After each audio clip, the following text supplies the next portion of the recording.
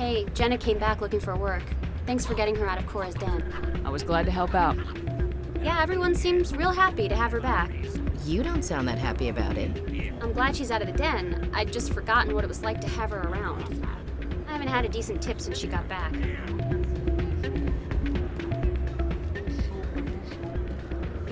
Hey there, welcome to Flex.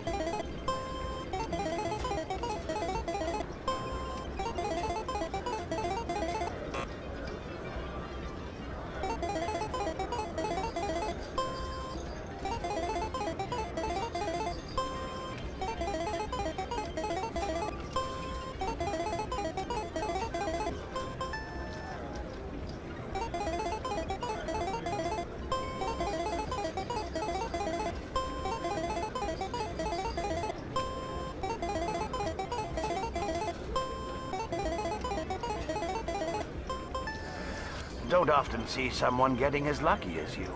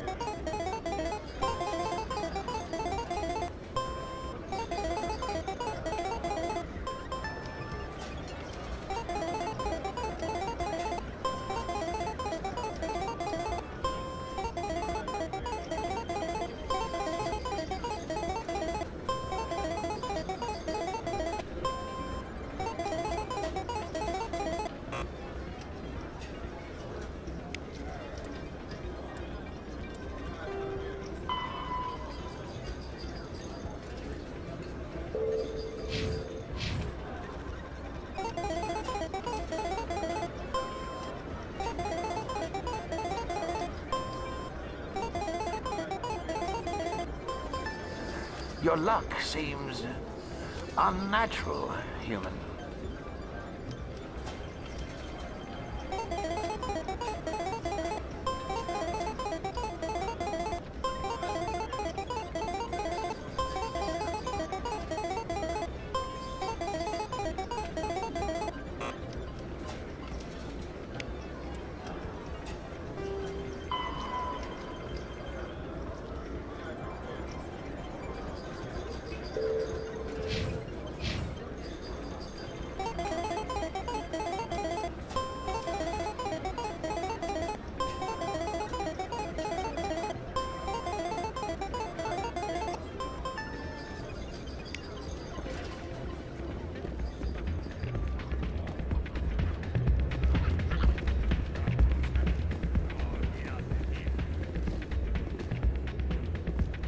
So, did you record 5 wounds with the device yet?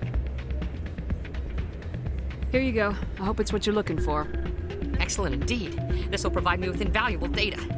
You enjoy those winnings. I'm gonna get the system completed.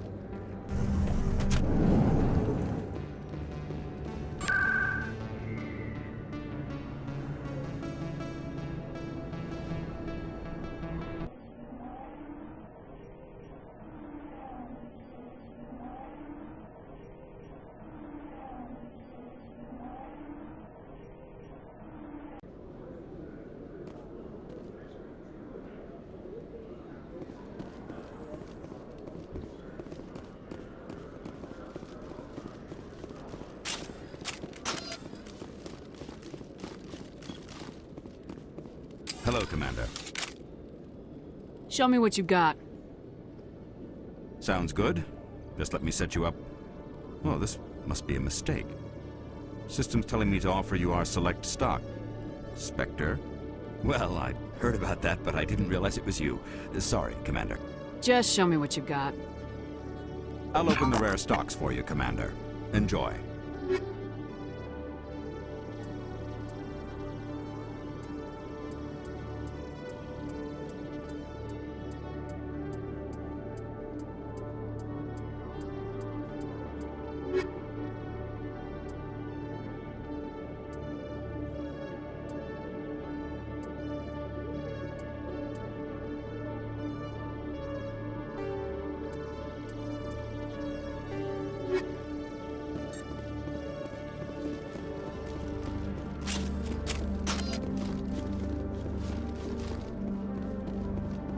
Coming up in a report later today, Emily Wong investigates corruption on the Citadel and uncovers a full-blown crime syndicate.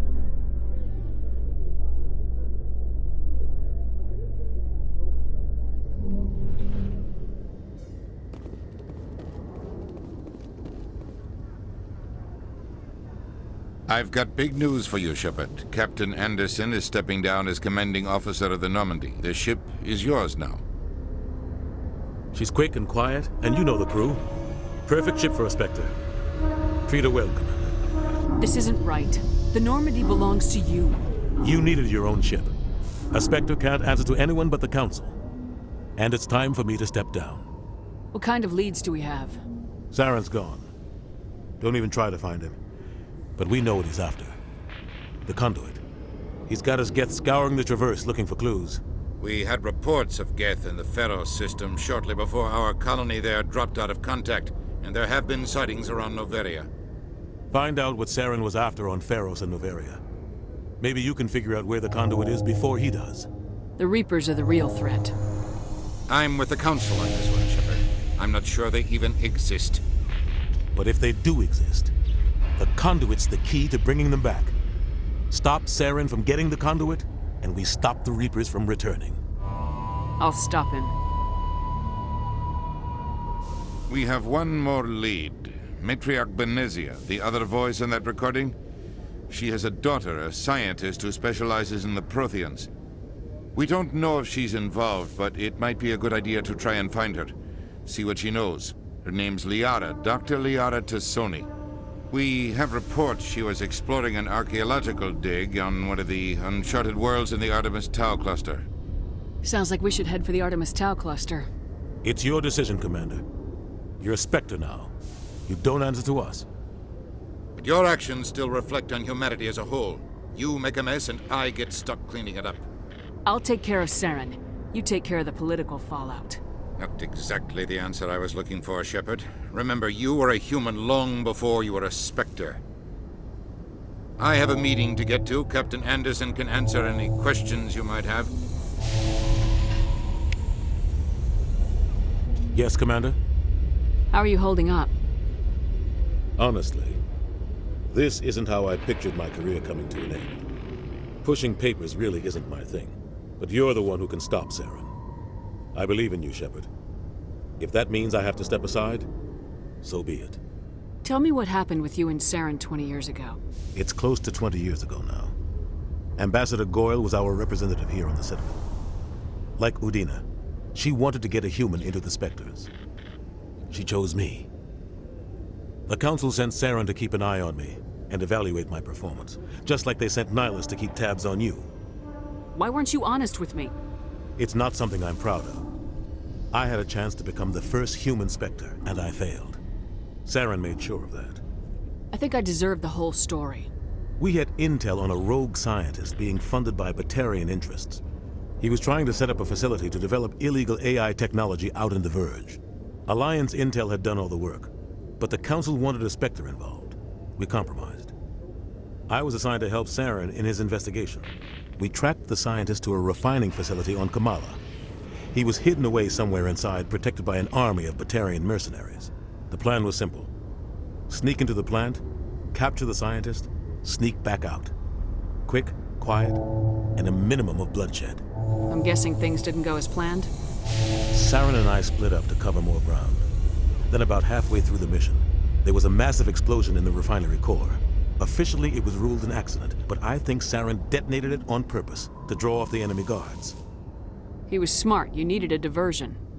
This went way beyond a simple diversion, Commander. The explosion tore the refinery to shreds. The whole place was on fire. Black chemical clouds poured out into the atmosphere. Nobody inside survived. There was a camp for the workers and their families nearby. Between the fires and the toxic fumes, the final death count was over 500. Mostly civilians.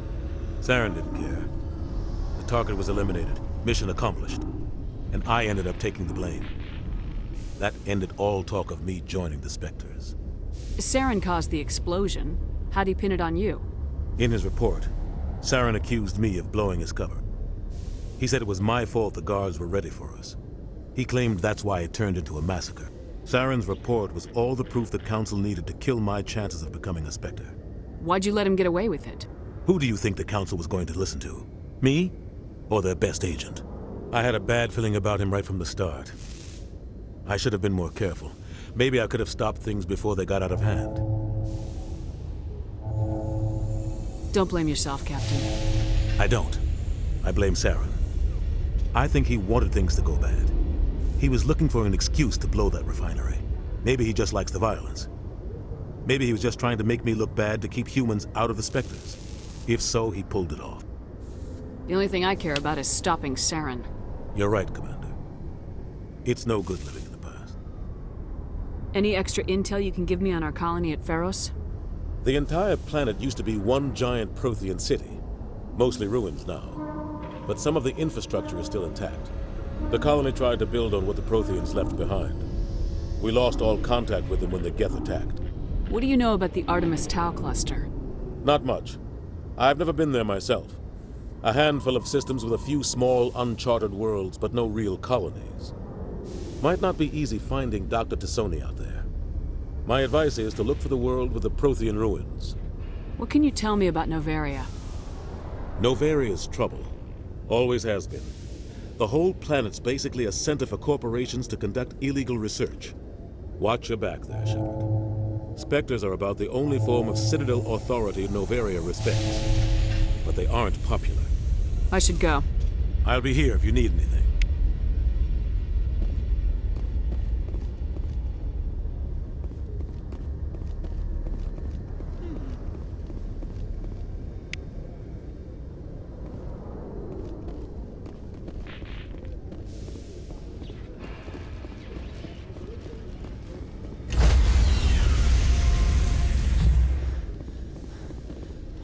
Stand by, shore party. Decontamination in progress.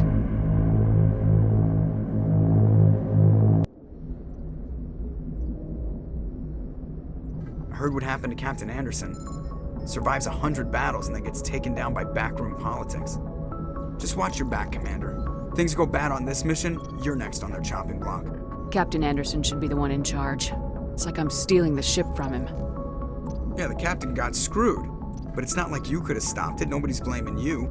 Everyone on this ship's behind you, Commander. 100%. Intercom's open. If you got anything you want to say to the crew, now's the time. Listen up, Normandy. This is your commander speaking. We have our orders.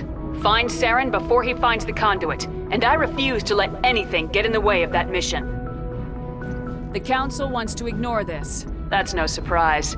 They never helped us in the past, no reason they'd start now. But we don't need their help. We can do this on our own. Wherever Saren goes, we'll follow. Wherever he searches for the conduit, we'll be there. We will hunt him to the very ends of the galaxy and bring him down. None of the other species has the guts, grit, or balls to deal with this. So it's up to us. We're the only ones who can stop Saren. I swear to you all, we will stop him. Well said, Commander. Captain will be proud. The captain's not here. I'm in charge now, Joker, and time's wasting. Get this bird in the air. Yes, ma'am.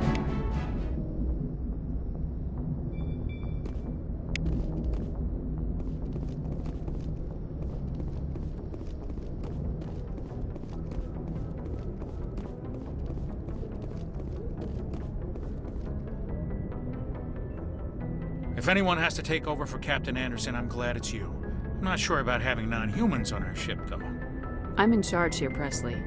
I decide if we have non-humans on this vessel. Yes, ma'am. Understood, ma'am. Speak freely, Presley. I want to know if you have a problem with non-humans. It's not that, Commander. Humanity has always handled its own problems. Saren attacked one of our colonies. We should be the ones to stop him. We don't need their help. This is bigger than humanity. Saren's a threat to every species in the galaxy, and I'll welcome anyone who wants to help me bring him down. I guess so. Maybe I'm just stuck in the old ways of thinking. But don't worry, Commander, this won't be a problem. How did you end up assigned to the Normandy? I signed up with the Alliance as a navigator right out of school, following in my grandfather's footsteps, I guess. My first posting was on the Agincourt. We were at Elysium during the Skillian Blitz. A massive fleet of alien raiders hit the colony, trying to wipe it out. They had the numbers, but their ships were no match for an Alliance frigate. It was a slaughter. We couldn't even keep track of how many ships they lost. How'd you end up on the Normandy? I got my officer's commission after Elysium. Must have made an impression on the right people. Captain asked for me when he was picking his crew. Carry on, Presley. Yes, ma'am.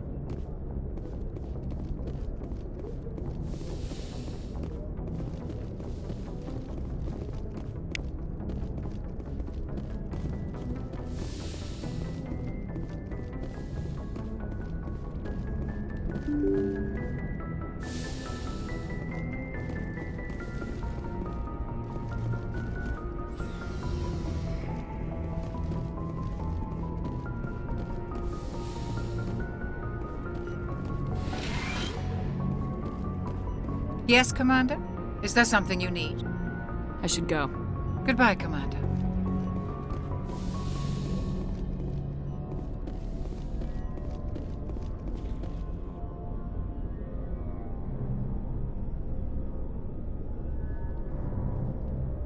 Anything you need, Commander? Just trying to get a sense of where the crew's at. Thoughts? I've wasted enough of your time for now, Commander. We'll have time for personal debriefings later. What's your opinion on the last mission? I don't see how we could have done things any better. At least not without getting to Eden Prime sooner. And we were on the scene faster than any other Alliance ship could have been. We'll talk another time, Lieutenant. Commander?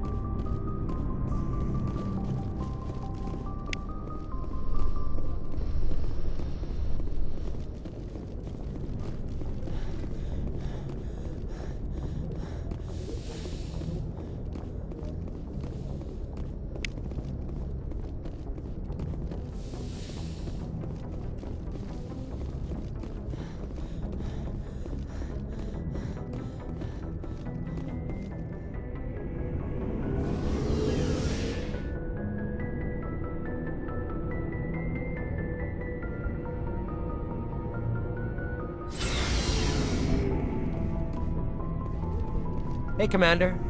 Looking for some extra supplies before you head out? What have you got? Whatever you want. Armor, weapons, mods. It's not standard Alliance issue, but that's not necessarily a bad thing. Well, as long as you don't mind paying for it. Why should I pay you for my weapons and armor? My stuff doesn't come from the Alliance. I have to purchase it myself, and it's not cheap. Hell, the licenses alone have set me back more than I'd like. But no licenses, no goods. Without the goods, I'm out of a job. What are licenses? Why do you need them? Manufacturers sell licenses. Each license allows me to buy and sell a certain brand of products. I already have several basic ones, but you'll need to buy more if you want me to bring in different brands. Many of the best licenses are hard to get, but they're well worth the cost if you can find them. What do the different manufacturers offer? There are too many for me to keep track of, but each license will explain what it's good for. What are licenses? What do you... Many of the best licenses are hard to get, but they're well worth the cost if you can find them. How often will you get new items? Well, that depends on how many licenses you've purchased. But I'll rotate items on a regular basis regardless. And anytime we land someplace with a big enough port, I'll buy, sell, and trade whatever I can. Check back often. I need to move items quickly, so only the most basic items will be stocked consistently. Let's see what you got. You bet, Commander.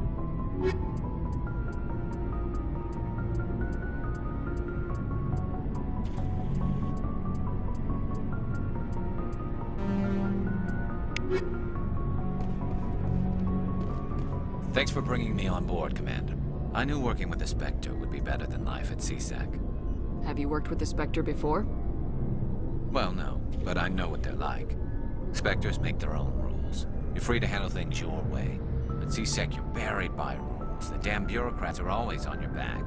Being a Spectre does have its advantages. Exactly my point. If I'm trying to take down a suspect, it shouldn't matter how I do it, as long as I do it. But CSEC wants it done their way. Protocol and procedure come first. That's why I left. So you just quit because you didn't like the way they do things? There's more to it than that. It didn't start out bad, but as I rose in ranks, I got saddled with more and more red tape. CSEC's handling of Saren was typical. I just couldn't take it anymore. I hate leaving. You did the right thing. Life's too short to sit around waiting for things to happen. Yeah, you're probably right. Either way, I plan to make the most of this. And without CSEC headquarters looking over my shoulder, well, maybe I can get the job done my way for a change. As long as you do your job well, you're free to go about your business as you see fit. Thank you, Commander. Commander? What's your opinion of the last mission? Kinda wish you'd got there sooner, Commander. No offense, I appreciate the rescue. I just wish... They died, you lived. That happens in this job. Yes, Commander. Believe me, I understand that. If I had been more alert, we wouldn't have been cut down by an ambush. The answer seems plain enough to me. Be more alert. Aye, aye, Commander. I'll make sure it doesn't happen again. Do you have a few minutes to talk? One-on-one? I'm sorry, Commander. I need to get my duties squared away. I wouldn't mind talking more later, though. Dismissed, Chief. Ma'am. Nice ship you've got, Shepard. What can I do for you? What's your story, Rex? There's no story. Go ask the Quarian if you want stories. You Krogans live for centuries. Don't tell me you haven't had a few interesting adventures. Well, there was this one time the Turians almost wiped out our entire race. That was fun. Yeah, they tried the same with us, but we fought them off. It's not the same. It seems pretty much the same to me. So your people were infected with a genetic mutation? An infection that makes only a few in 1,000 children survive birth? And I suppose it's destroying your entire species? I suppose it isn't all the same. I don't expect you to understand, but don't compare humanity's fate with the Krogan. I was just making conversation. I wasn't trying to upset you. Your ignorance doesn't upset me, Shepard. As for the Krogan, I gave up on them long ago. The genophage infected us, but it's not what's killing us. Are your people really dying? We're sure not getting any stronger. We're too spread out. None of us are interested in staying in our own system. Lots of species have left their homes and prospered. But they go to colonize new worlds. We're not settlers. We're warriors. We want to fight. So we leave. Hire ourselves out. And most of us never go back. What can you tell me about the genophage? Ask the Solarians if you want details. They made it. All I know, it makes breeding nearly impossible. Thousands die in stillbirth, and most never get that far. Every Krogan is infected, every one. And no one's rushing to find a cure. Why don't the Krogan try to find a cure? When was the last time you saw a Krogan scientist? You ask a Krogan, would he rather find a cure for the genophage or fight for credits? He'll choose fighting every time. It's just who we are, Shepard. I can't change that. Nobody can. So long, Rex. Shepard.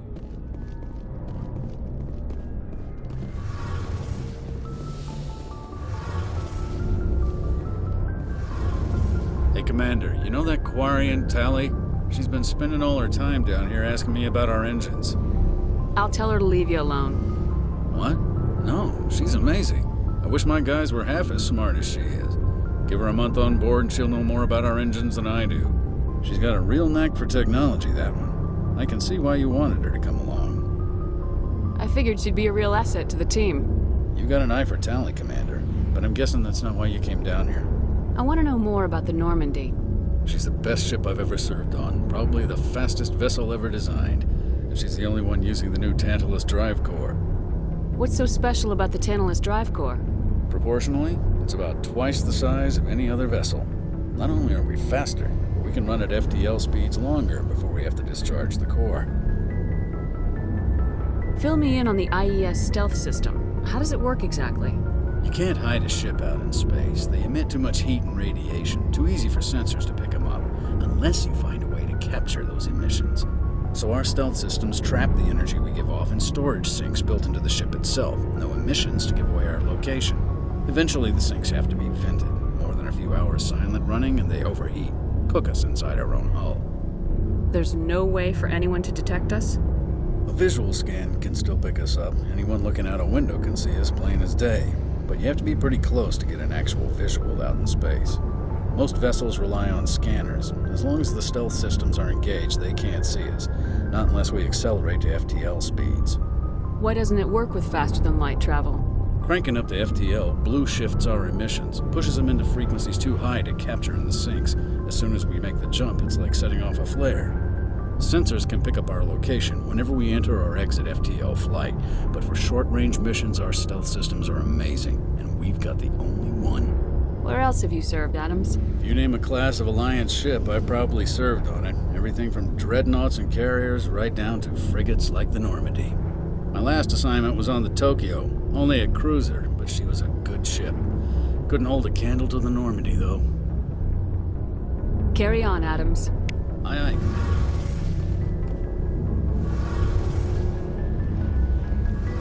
Your ship's amazing, Shepard. I've never seen a drive core like this before. I can't believe you were able to fit it into a ship this small. I'm starting to understand why you humans have been so successful. I had no idea Alliance vessels were so advanced. The Normandy's a prototype, cutting-edge technology. A month ago, I was patching a makeshift fuel line into a converted tug ship in the flotilla. Now, I'm sitting on board one of the most advanced vessels in Citadel space. I have to thank you again for bringing me along. Traveling on a vessel like this is a dream come true for me. I had no idea you found ship technology so interesting. It comes with being a Quarian. The migrant fleet is the key to the survival of my people. Ships are our most valuable resource. But we don't have anything like this. We make do with cast-offs and second-hand equipment. We just try to keep them running for as long as we can. Some of the fleet's larger vessels date all the way back to our original flight from the Geth. I can't believe your fleet's still using ships that are 3 centuries old. They're constantly being repaired, modified, and refitted. They aren't pretty, but they work, mostly. We've tried to make ourselves as independent as possible on the flotilla, grow our own food, mine, and process our own fuel. But some things we just can't make on our own. A patch to maintain the hull integrity requires raw materials we just don't have. That's why our pilgrimages are so important. Tell me about your people. Our lives aren't easy. Resources are scarce, and we are constantly on the move. Everything we do must in some way contribute to the continuation of the migrant fleet. There are 17 million Quarians in the flotilla, and each of us relies on the others for survival. The bonds among my people are strong. Unfortunately, we have had to surrender many of the freedoms and civil liberties other species take for granted. What kind of freedoms? Well, it's illegal for parents to have more than one child. If our population grows too much, it would strain our resources to their breaking point. Of course, we also can't allow our numbers to become too few. If our population is in decline, the rule against single births is temporarily repealed. In extreme cases of population decline, incentives are even offered to encourage multiple births. though the Conclave hasn't had to take such measures in nearly a century. That's your government. The Conclave is our civilian branch of government. Each ship can elect a representative to serve on the Conclave and make decisions that affect the fleet as a whole. On matters that affect an individual ship, however, the captain has the final say.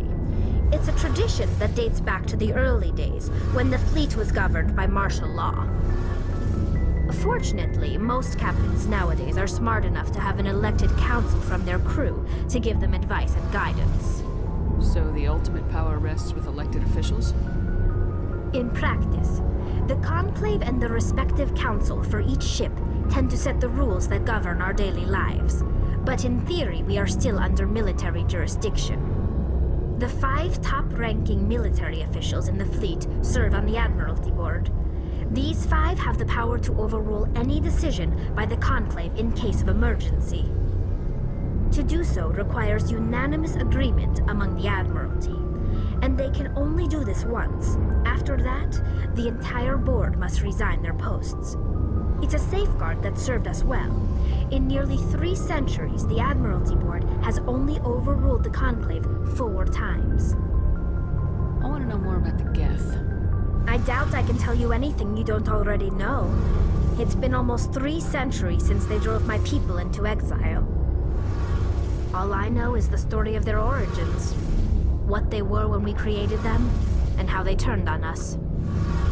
Interesting. The Geth were originally created to serve as an automated manual labor force. Initially, their intelligence was as limited as any VI.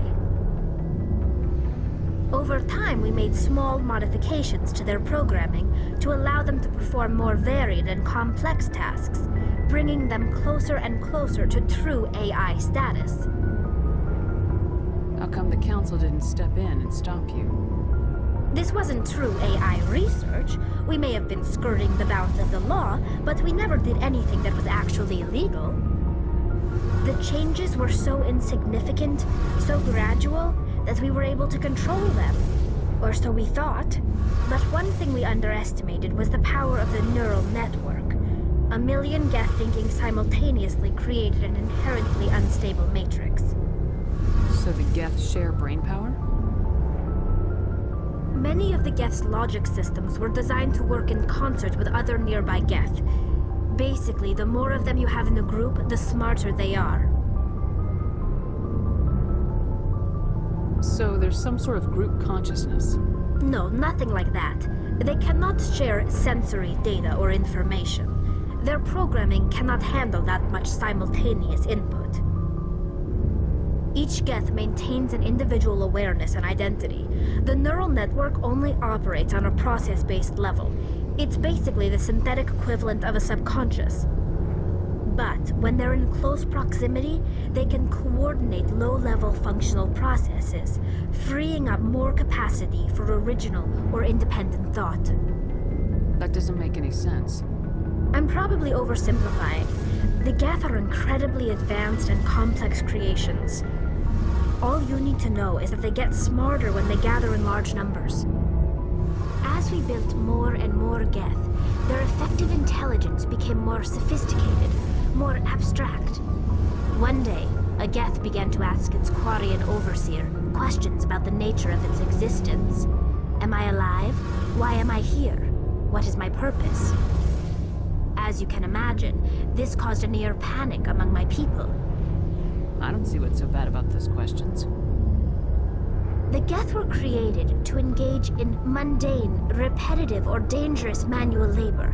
That's fine for machines, but it won't satisfy a sentient being for long. The Geth were showing signs of rudimentary self-awareness and independent thought.